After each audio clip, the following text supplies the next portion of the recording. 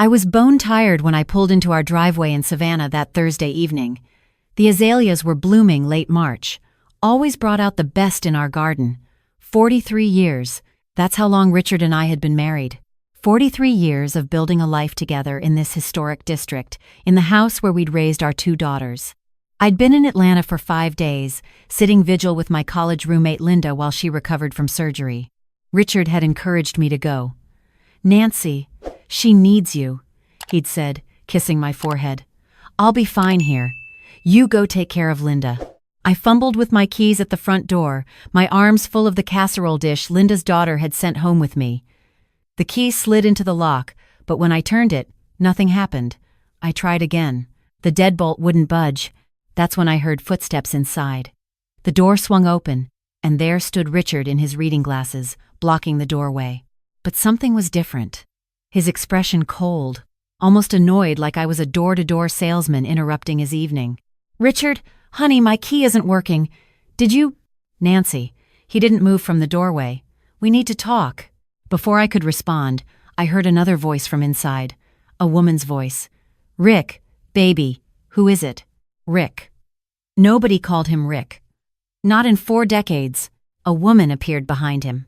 She couldn't have been more than 35, wearing yoga pants, and my heart stopped my mother's cardigan. The cream-colored cashmere with the pearl buttons that Mama had worn to church every Sunday before she passed. The one I kept wrapped in tissue paper in the cedar chest. "Who are you?" I asked, but my voice came out as barely a whisper. The woman smiled. Not a friendly smile, a proprietary smile. "I'm Brittany, Rick's partner," she said the word, like she was claiming territory. Richard stepped out onto the porch, pulling the door mostly closed behind him. "Nancy, I had the locks changed. This isn't your home anymore." The casserole dish slipped from my hands and shattered on the porch. Glass and green bean casserole everywhere, but I couldn't move. Couldn't process what I was hearing. "What are you talking about?" "This is our house. We've lived here since 1982. "The house is in my name," Richard said flatly. "My parents left it to me when they died. You're not on the deed. And frankly, Nancy, I've been unhappy for years. Brittany makes me feel alive again. We're together now." "Richard, we've been married for 43 years. We have grandchildren. I filed for divorce 2 weeks ago." He pulled papers from his pocket. "You're being served. I need you to leave the property." 2 weeks ago? While I was taking care of Linda, you. Brittany and I have been together for 8 months. This isn't sudden, Nancy. This is just the end of something that should have ended a long time ago. I looked past him, saw Brittany examining herself in the hallway, mirror our mirror, the antique one we'd found at an estate sale in Charleston. She was wearing Mama's cardigan like it was a Target purchase. And around her neck, oh God. Around her neck was my grandmother's cameo brooch, the one Gran wore in her wedding photo in 1929, the one she pressed into my hand on her deathbed, making me promise to pass it down to my daughters. "She's wearing Gran's brooch," I said numbly. Richard glanced back, then shrugged. "She liked it. It was just sitting in your jewelry box." "Just sitting, Richard? That's a family heirloom. That's for Emma and Sophie. Emma and Sophie can get their own jewelry. You need to go now, Nancy. I've packed some of your clothes. They're in garbage bags by the garage."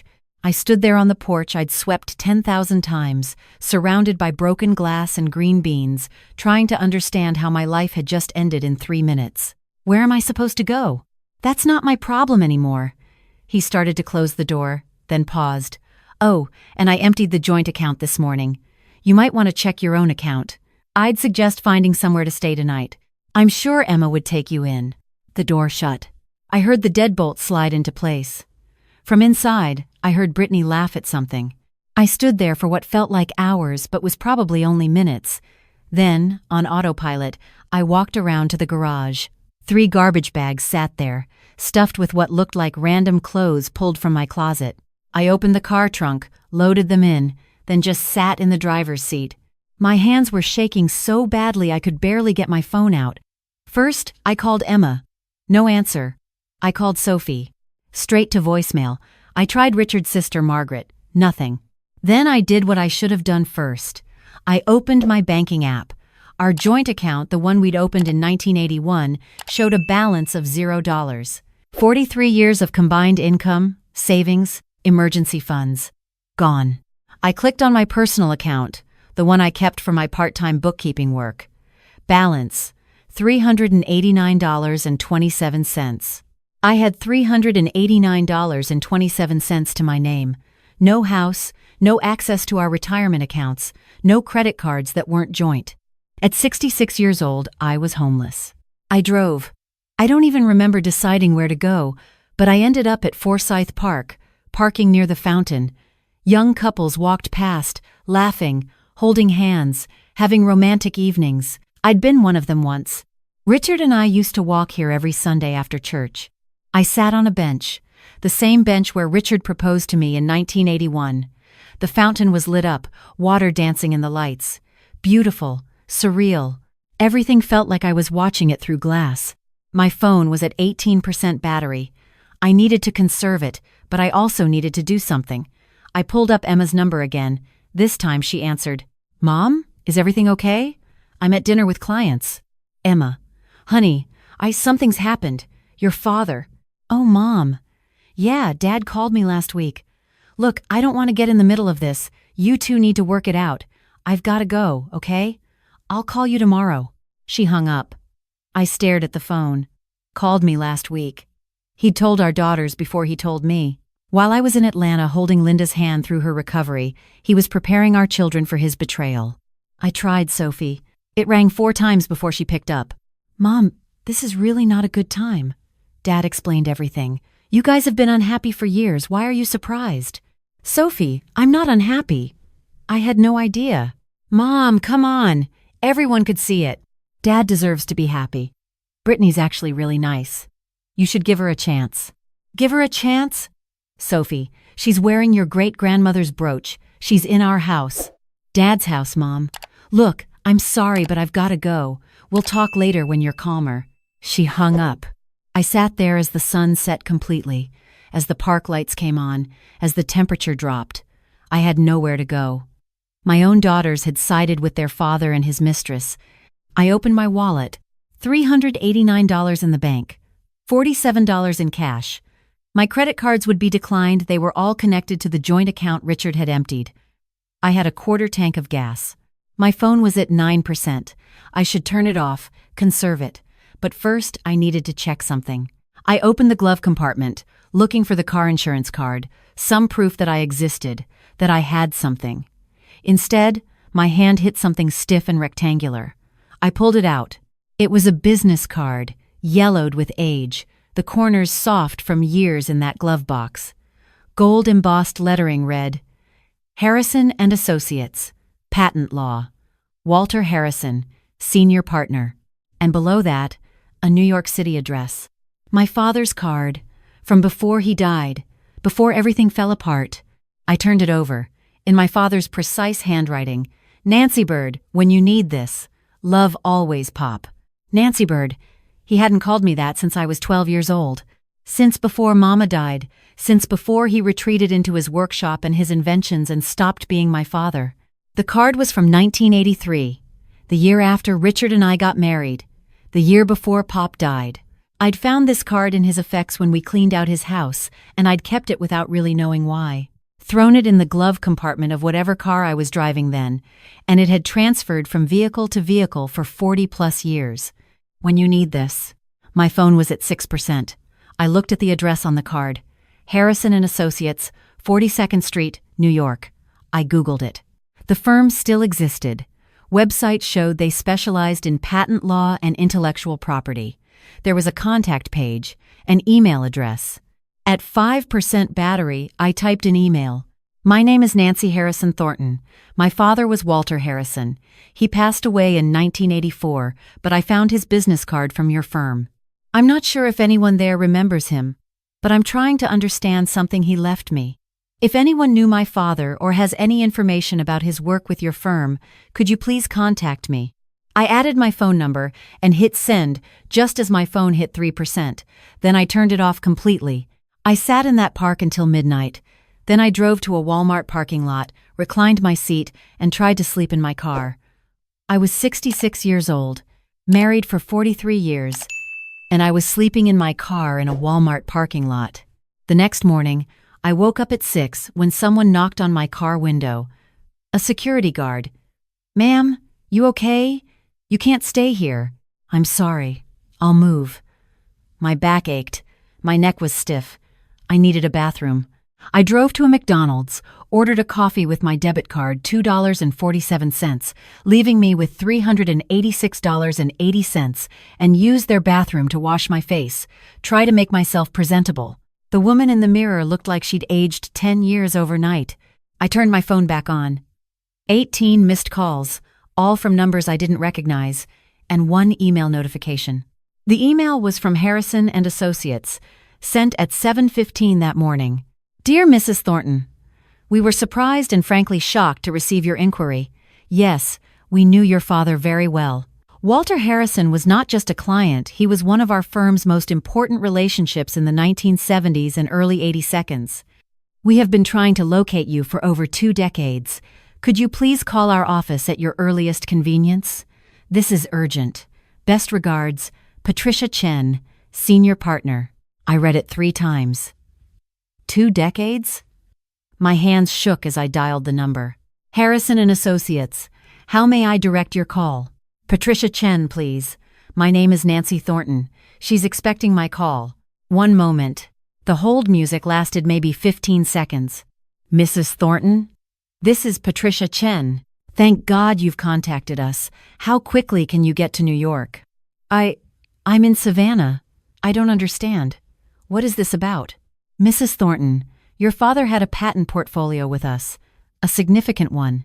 When he passed away in 1984, the will specified everything was to be held in trust for you until you requested access. We've been looking for you for years, but we only had an old Atlanta address, and after your divorce—" "I'm not divorced. I wasn't. He just filed papers 2 days ago." There was a pause. "I see. Well, Mrs. Thornton, I think you should sit down." "I'm already sitting down. Your father held 63 patents. Most were related to manufacturing processes, small improvements to machinery, nothing revolutionary on its own. But together, licensed to various companies over the years, they've generated substantial royalty income. That income has been held in trust, with our firm as administrators, since 1984.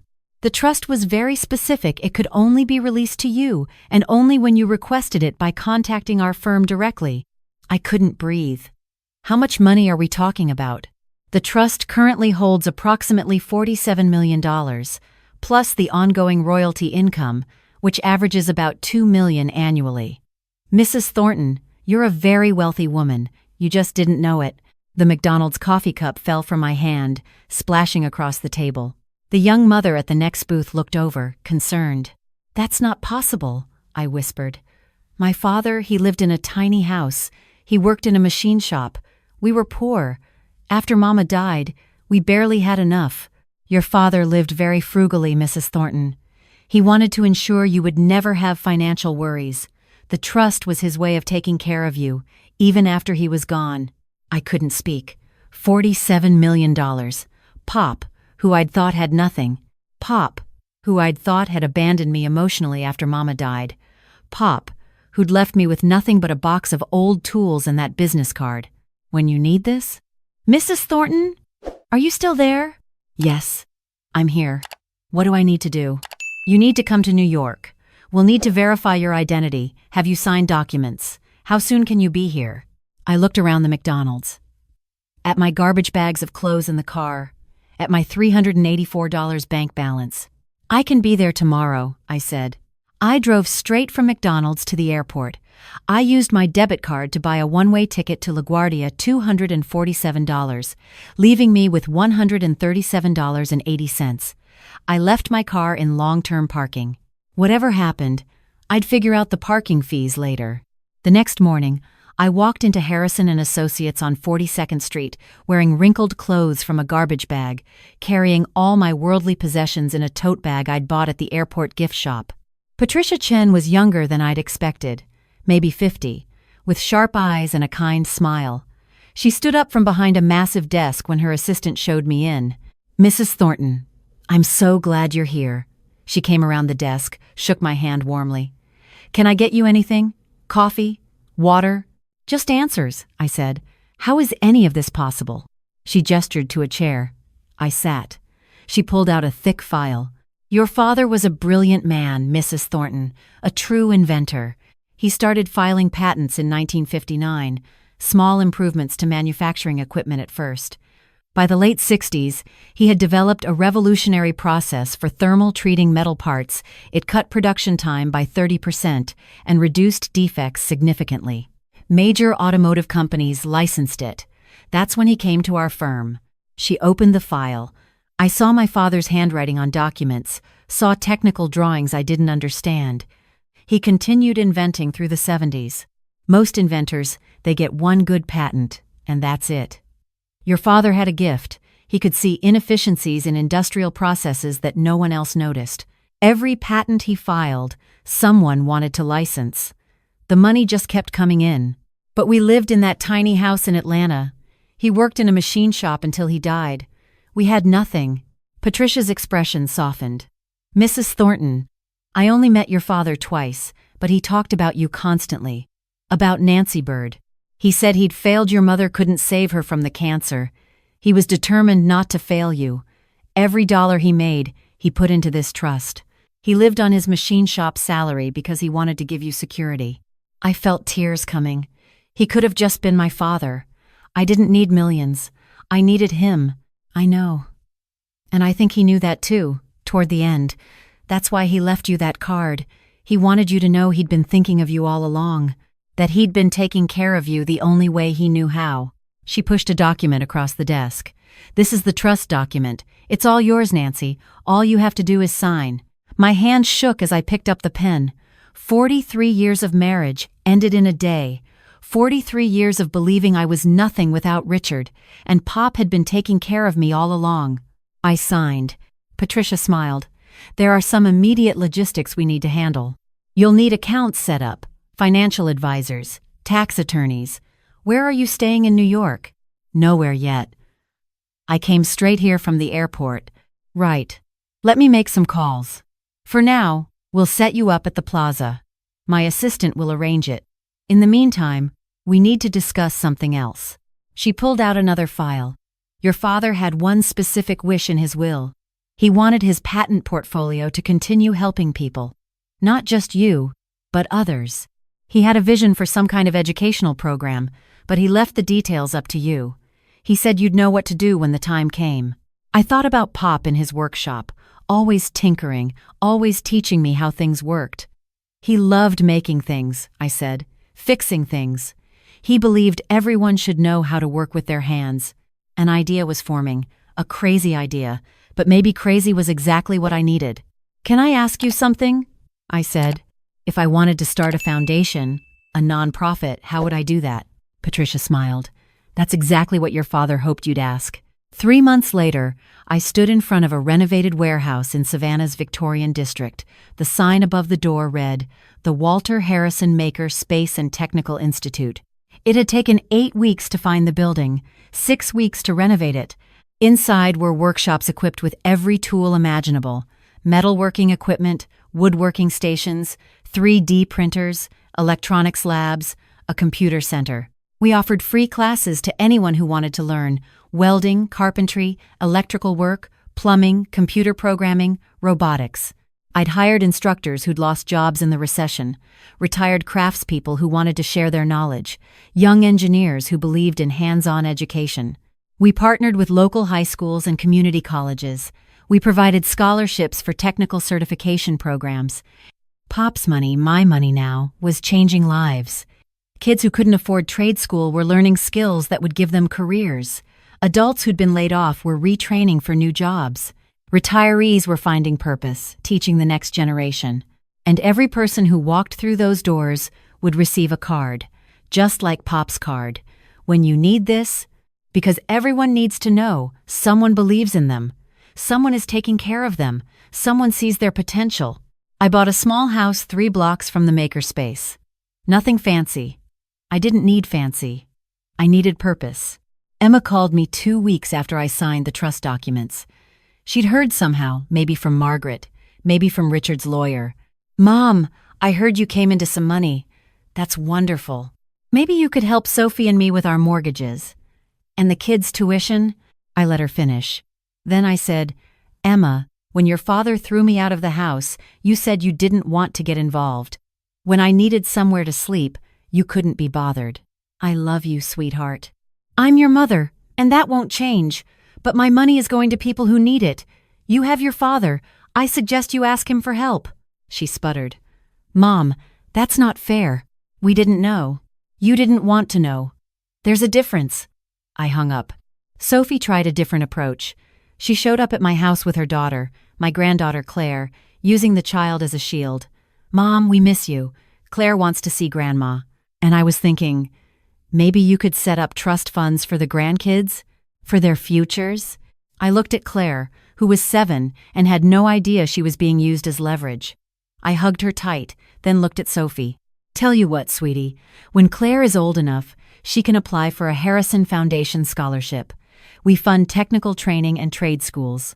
If she wants to learn a skill that will give her a real career, not an expensive liberal arts degree that goes nowhere, we'll help her. Same terms as everyone else. Same application process. Same requirements. Sophie's face hardened. You're really going to treat your own grandchildren like strangers? I'm going to treat them like everyone else. Pop taught me that. Equal opportunity, earned success. Claire will be fine. The question is, will you? 4 months after Richard threw me out, I got a call from my lawyer. Yes, I'd hired one, a good one, and I was paying her extremely well. Nancy, I have news. Richard's claiming he's entitled to half of your trust fund since you were married when your father died. I laughed. Actually laughed. That trust was set up in 1976. I couldn't access it until I contacted the law firm directly. Richard never knew it existed, never contributed to it, never had any claim on it. It's separate property. That's what I told his lawyer. But there's more. I did some digging into Richard's finances, and the timing is interesting. He and Brittany started an online boutique 8 months ago, right when they started their affair. The startup money came from your joint account. $70,000. He stole from you to fund his girlfriend's business. Can we get it back? Oh yes. And I found something else. That house, the one he said was in his name only? I pulled the deed. You're right that his parents left it to him in 1982. But in 1995, you both refinanced the mortgage. The bank required both names on the deed for the refi. You're half owner, Nancy. You have been for 29 years. I sat down hard. He lied. He lied. And I'm going to take him apart in court. The divorce took 6 months to finalize. In the end, Richard had to buy out my half of the house at current market value, that was $340,000. He had to repay the $70,000 he'd stolen, plus damages. He had to split his retirement account with me, though I didn't need it. The judge was a woman in her 60s who did not appreciate men who threw away their wives after 43 years. She made sure Richard understood exactly how much his betrayal was going to cost him. Brittany left him 3 months into the court proceedings. Turns out, she was only interested in Rick, the successful architecture firm partner with a nice house, not Richard, the guy who was hemorrhaging money in legal fees and would be working until he was 80 to rebuild his retirement. The boutique failed within a year. Bad business model, worse execution. Richard tried to get a loan to save it, but between the divorce settlement and his decimated credit, no bank would touch him. Emma and Sophie slowly came around. Not because they understood what they'd done, but because their father's money dried up and they realized their children's grandma wasn't going to fund the lifestyle they'd become accustomed to. I kept them at arm's length, polite, civil, but the warmth was gone. Trust, once broken at 66, doesn't repair easily. I'm 68 now. The Harrison Makerspace has expanded to 3 locations: Savannah, Atlanta, and Charleston. We've trained over 2,000 people. Our graduates have a 92% job placement rate. Last month, a young woman who learned welding in our program started her own company. She's now teaching classes for us on weekends. I have enough money to last several lifetimes. I live simply. I spend my days at the Makerspace, watching people discover they're capable of more than they thought. Just like I did. Sometimes I think about Richard, about how he threw away 43 years because he thought I was worthless, how he saw a woman with no money, no house, no power, and decided she was disposable. He was wrong. I wasn't worthless. I was Walter Harrison's daughter, and Pop, in his quiet way, had been taking care of me all along. I keep his business card in my wallet now, even though I don't need it anymore. When you need this, I needed it. And it saved my life. Where are you watching from today? If you've ever felt like the world gave up on you, I want you to know something. You're stronger than you think. The people who underestimate you, who throw you away, who believe you're nothing without them, they're wrong. You have value. You have worth. And sometimes, you have resources you don't even know about yet. My father left me more than money. He left me proof that someone believed in me, even when I didn't believe in myself. That's the real inheritance. And that's what I'm passing on now. One student at a time, one class at a time, one life changed at a time. Thank you for listening to my story. See you in the next one.